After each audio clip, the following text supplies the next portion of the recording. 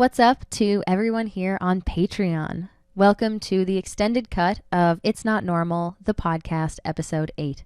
In this week's episode, we talked about how easy it can be to carry unhealthy behaviors that you've grown accustomed to throughout your traumatic childhood into healthy relationships in your life.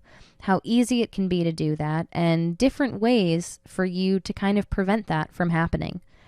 I posted a TikTok not long ago talking about hypervigilance. Hypervigilance is a topic that I talk about quite often as it's very relevant in my own life. And when you're in a relationship, especially a romantic relationship, if you carry that sense of hypervigilance where you're always aware of what your partner is doing, what they need, and you don't receive that same hypervigilance in return, it can be really easy to resent your partner or to feel upset that they're not always concerned with what you're doing or how you're feeling or what you might need. And that can be a really difficult thing to do, to at the same time that you're recognizing this behavior within yourself and understanding that it's negative, to not hold any kind of resentment towards your partner for not displaying that same unhealthy behavior in return. And so I've gotten a ton of comments on that video, and I'm going to be diving into some of your comments right now. The first comment is from Marge, who said, "But it's so hard to figure out where the line is between hypervigilance and someone just not being as thoughtful as they should be." I think this is where having really good communication with your partner comes into play.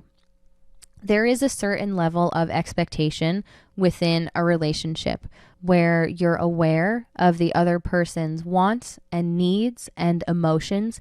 You understand things that are important to them. You put in effort into the relationship to make sure that the other person feels seen and heard and safe. And as long as you communicate these things to your partner that are important to you and they are doing those things, that, in my opinion, is ideal. The difference with hypervigilance, in my opinion, is when it's constant, when you feel like you can't turn it off, and your partner is aware of even the slightest details. I talked about this in the episode, but if I'm sitting at the desk with my husband and he takes a sip of his coffee and kind of looks at it a little, sourly or whatever, without him even saying anything, I'll assume like, oh, well, you know what? Maybe it's been about 30 minutes. His coffee might be cold. So do you want your coffee heated up? I can go heat it up for you. Like, it's no problem. And so I think the hyper awareness, there's really no communication there. I think is really rooted in assumptions, right? Because that is kind of what you had to do when you were younger. If you grew up with a narcissistic parent, more often than not, they wouldn't directly communicate to you how they were feeling or what they wanted or needed. It would be on you to just kind of pick up on these really subtle clues or hints, I guess, changes even, because hints, I guess, would infer that they were trying to help you to figure something out. And for you to just assume what they needed and go from there. And, through trial and error, like, oh, if it's not your coffee being cold, then does it maybe need a little bit more sugar? You're kind of going through this process of elimination for how can I solve this problem, even though it's not a problem. And so I think it's important to kind of outline what each other's expectations of the other person are. What do you need out of me and out of this relationship to feel loved and cared for and seen, right?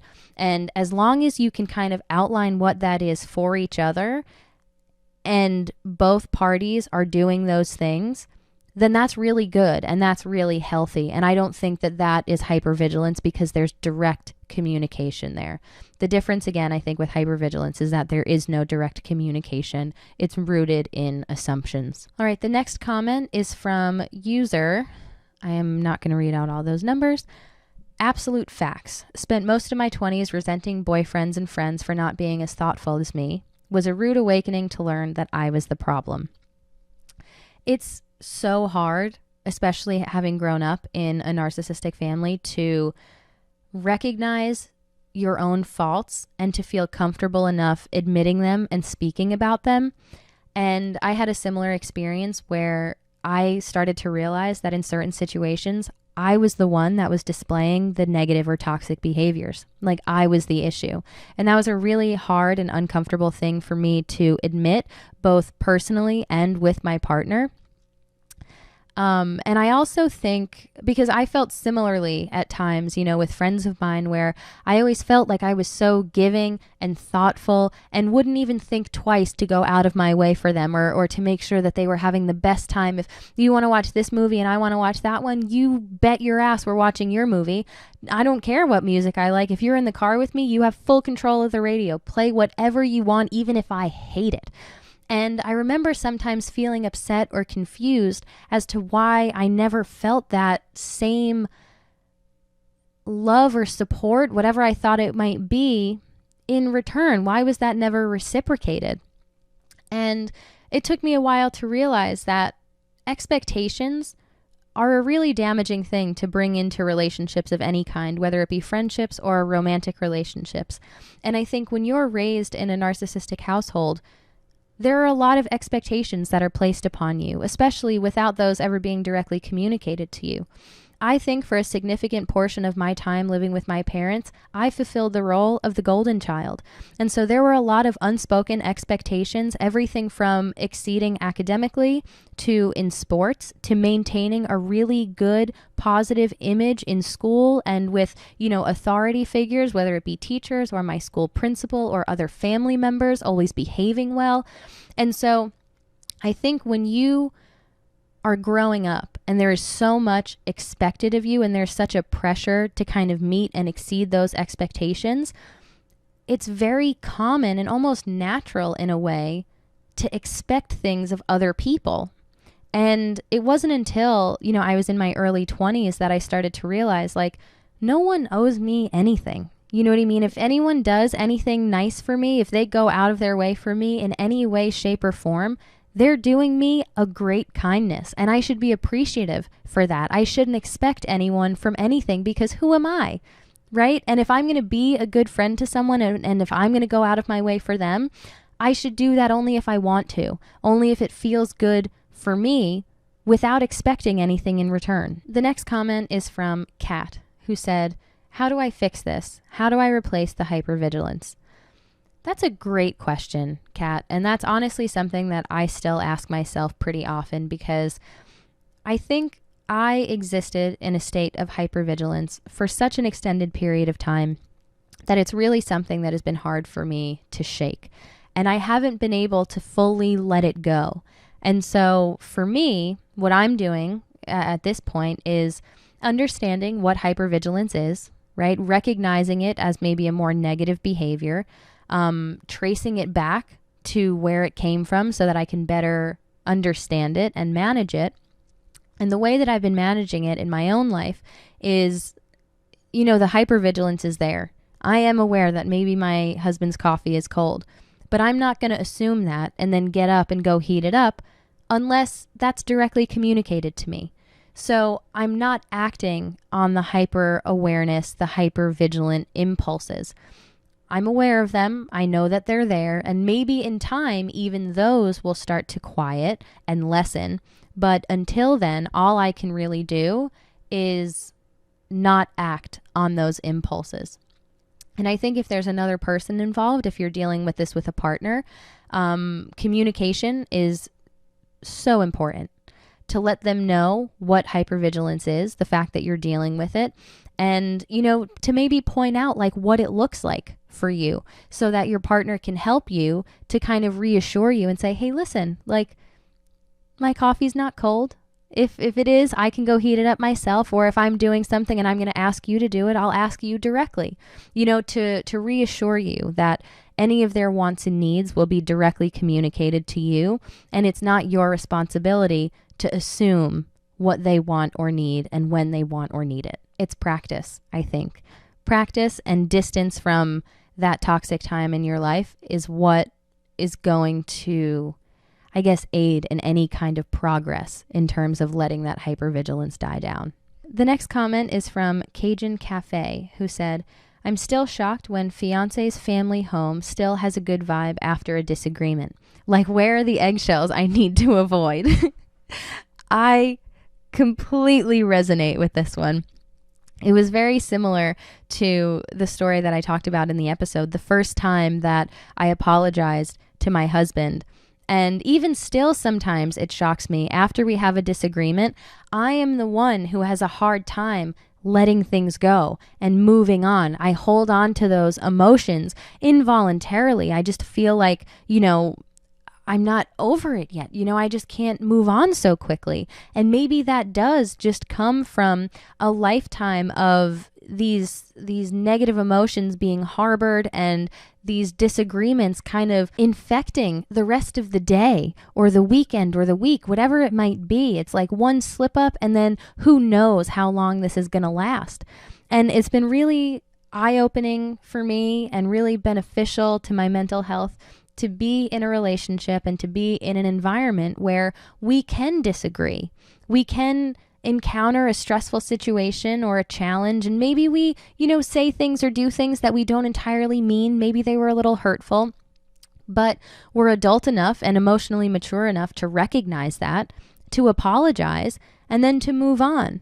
Because at the end of the day, in a healthy relationship, there's a common goal of resolution. You want to move on. You don't want to harbor any kind of negative emotions or feelings toward this person that you love and care about, right? You want to get on the other side of it. And that, I think, is something that narcissists are not incapable of necessarily, but it's not something that they practice very often. I just posted a TikTok about a narcissist's inability or unwillingness to move on. And I think that it can be maybe a method of control where, if I want you to do this thing and you deviate from that at all, or you cause that not to happen, I will make sure that this is your fault and I am not going to let go of it, just to really drive it home so that next time this thing comes up, you will do exactly that. You will not deviate because you'll remember how bad it felt this time because I won't let you forget it. And I think that can be a really easy, or I guess a method of thinking that's really easy to kind of perpetuate and to carry with you.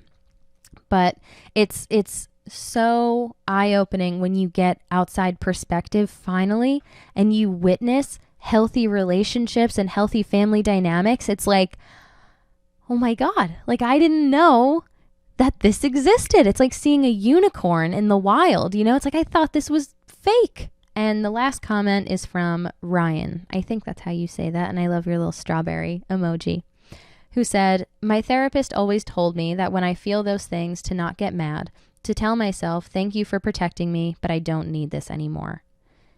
That is so wonderful. What a great way to put that, because it's so true. So many of these reactions and these behaviors that feel really instinctual to you that might be a little less healthy or a little more negative, more often than not, they were rooted in survival, because that's what we do. We adapt to our situations and we do our best to survive in whatever environment that we're placed in.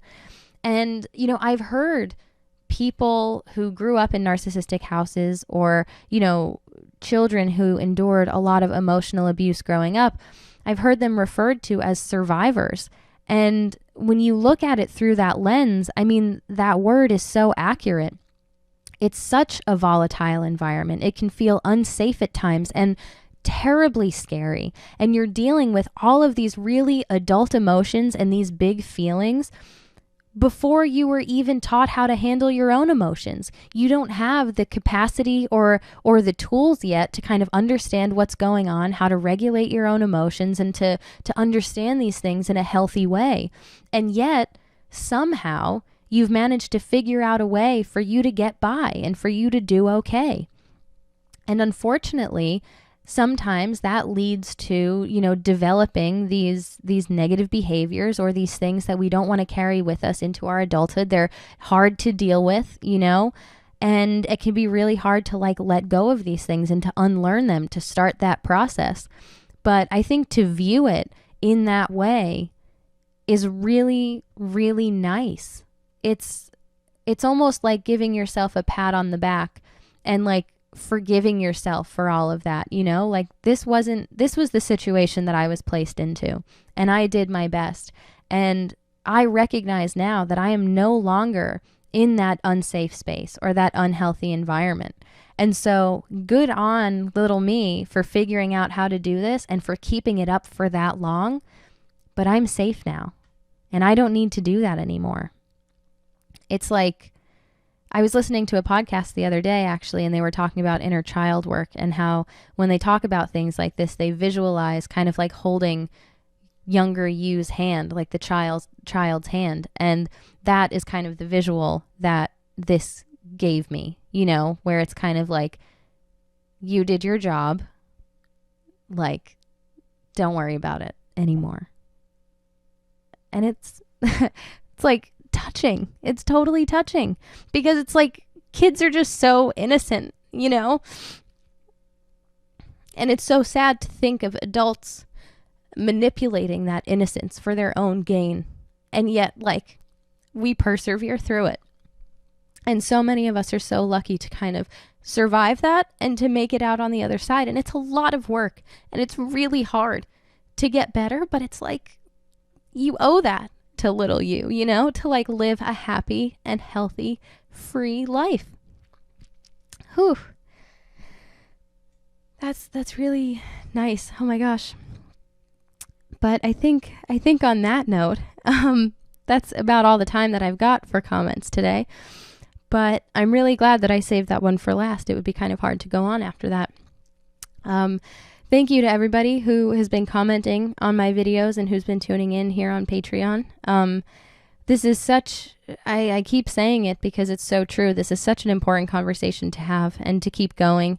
And I'm so thankful for all of the support that I've been getting and for this really understanding and empathetic space that we're all creating for each other to kind of share our stories and to start to heal from a lot of this toxic bullshit that we grew up around. So thank you to everybody, and I will be back next week with another extended cut of It's Not Normal, the podcast.